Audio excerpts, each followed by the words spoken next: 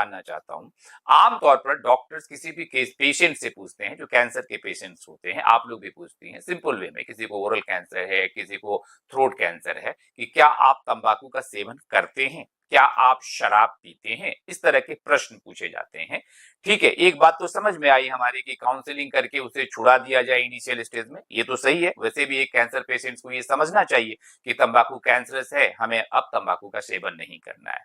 लेकिन क्या cancer treatment में भी ये जानना जरूरी होता है आपके पॉइंट ऑफ व्यू से कि ये आदमी तंबाकू का सेवन करता था या नहीं? यस, ये जानना बहुत जरूरी है, क्योंकि बहुत बार ऐसा भी है कि पेशेंट छुपाते हैं। जैसे आपने कहा, कई कारण हैं क्यों छुपाते हैं। तो वैसे भी आप जब पेशेंट को क्लिनिकल एग्जाम करते हैं, उसमें पता चल जाता है कि ये इंसान करते थे, और उनको ये समझाना जरूरी है कि आज जिस तरह की स्थिति में वो हमारे पास आए हैं, उसके पीछे कारण क्या है। क्योंकि बहुत मरीज डिनायल स्टेट में भी होते हैं कि ये मेरा कारण नहीं है, क्योंकि देखते हैं लाखों लाखों लोग इसका कंजम्पशन करते हैं और कोई शिकार नहीं हो रहा है। जी। तो इसमें क्या होता है कि एक पेशेंट के मन में भी वो एक कश्मकश रहता है कि शायद ये मेरा कारण नहीं है, मैं इसका सेवन कंटिन्यू करूंगा, करता रहूंगा, ट्रीटमेंट के बाद भी मैं खाऊंगा। तो ये फर्स्ट थिंग, यहाँ पे पेशेंट को टोकना और पेशेंट को समझाना बहुत जरूरी है। दूसरी बात, ये हमारे ट्रीटमेंट में कैसे इंटरफियर करता है। जी। Mostly head and neck cancer surgical cases होते हैं, जी। और अगर पेशेंट ने ये आदत नहीं ठीक किया, तो ऑपरेशन के दौरान और ऑपरेशन के बाद शरीर में बहुत सी प्रतिक्रियाएं होती हैं, जिसके कारण पेशेंट को रिकवर करने में भी बहुत दिक्कत आती है।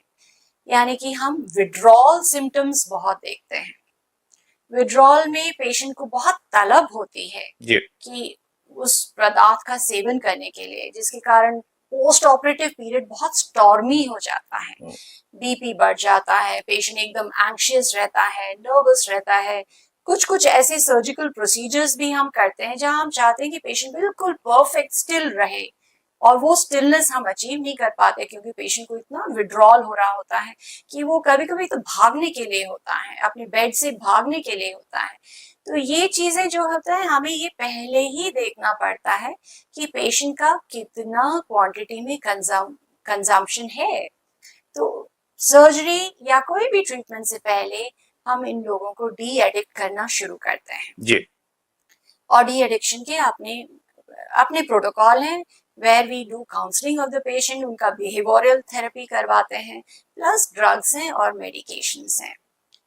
तीसरी बात यह है कि अगर ये लोग कंटिन्यू करेंगे सर्जरी और ट्रीटमेंट के बाद, बीमारी का वापस आने का संदेश बहुत बढ़ ज्यादा जाता है। रहेगा। जी जी जी। बीमारी या तो वहीं पे आएगी दोबारा, या किसी और अन्य जगह पे आएगी।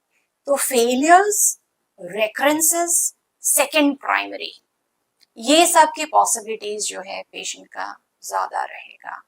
तो ये चीजें समझाने के लिए पेशेंट्स को जब भी हमारे पास काउंसलिंग सेशंस होते हैं, हम लोग ये टाइम जो है यूटिलाइज करते हैं पेशेंट्स को समझाने के लिए।